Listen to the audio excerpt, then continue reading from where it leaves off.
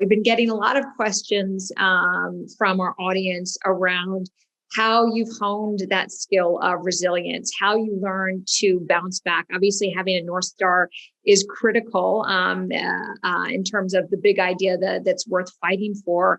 Can you talk a little bit about the advice that you share with entrepreneurs from your own personal experience in terms of building that muscle and the fortitude to keep moving forward?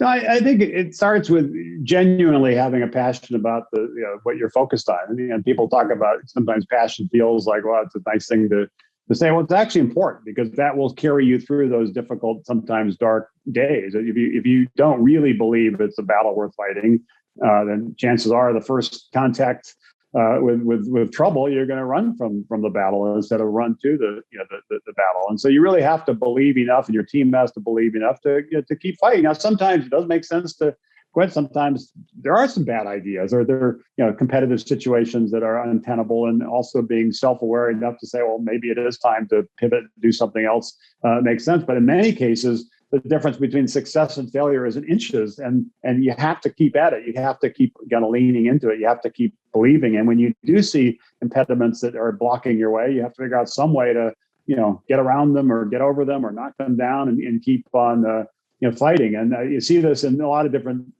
fields. But I love the Nelson Mandela quote: "It always seems impossible until it happens." And that's true with a lot of entrepreneurial successes. Once they're successful, everybody says, "Oh, that was so obvious." But there are many points in that journey where it was a near-death experience, and it took the entrepreneur and their team, the ability to keep powering through and keep believing and keep persevering, and finally things started breaking in their favor.